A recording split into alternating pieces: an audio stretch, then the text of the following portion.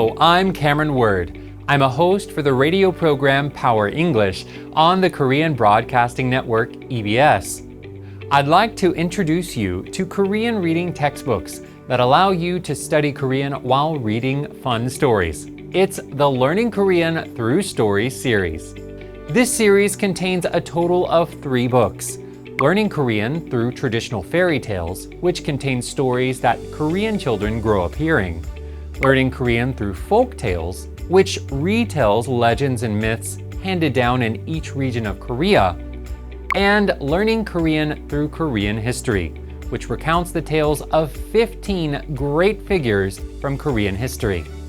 This series includes a total of 46 stories, with all 3 volumes translated into English, Chinese, and Japanese. Through each story, you can study Korean vocabulary, grammar, and expressions, and with vivid illustrations and audio recordings, you can easily take on the challenge of reading in Korean. With the QR codes provided in the books, you can conveniently check listening files anywhere and anytime. 옛날에 아주 큰 연못에 아들 청개구리와 홀어머니가 함께 살고 있었습니다. Now let's take a closer look at the stories in each book. Learning Korean Through Traditional Fairy Tales presents 15 fairy tales in 3 categories: fun stories with morals, mysterious and fantastic stories, and classic Korean novels. There's a grandfather who accidentally trips and falls on a hill called the 3-year hill, which is said to mean he only has 3 years to live. With only another 3 years to live, he's sure to spend them being discouraged, right? Not so.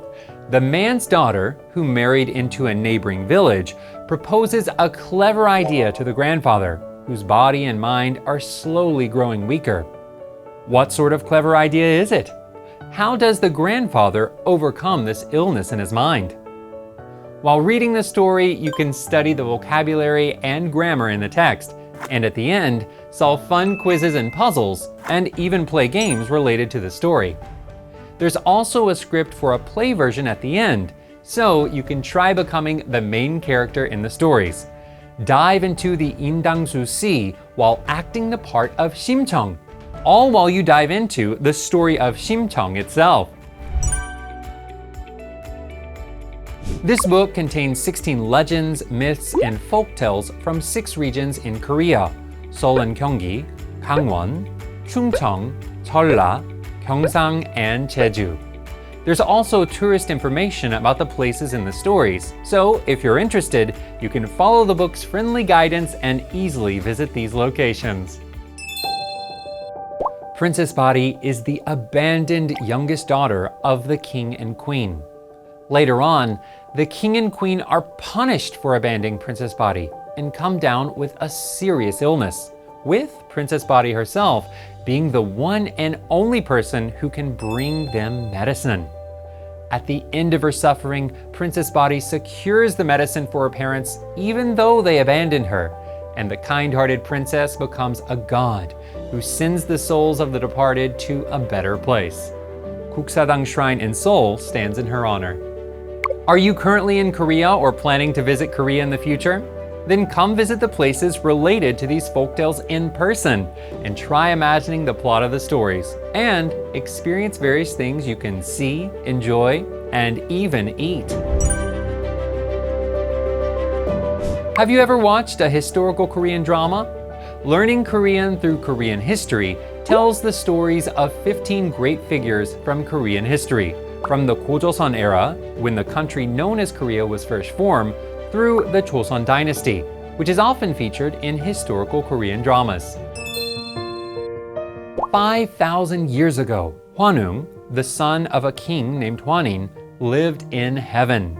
Hwanung was in charge of controlling the world of humans, and one day, a bear and a tiger who wanted to become humans sought him out.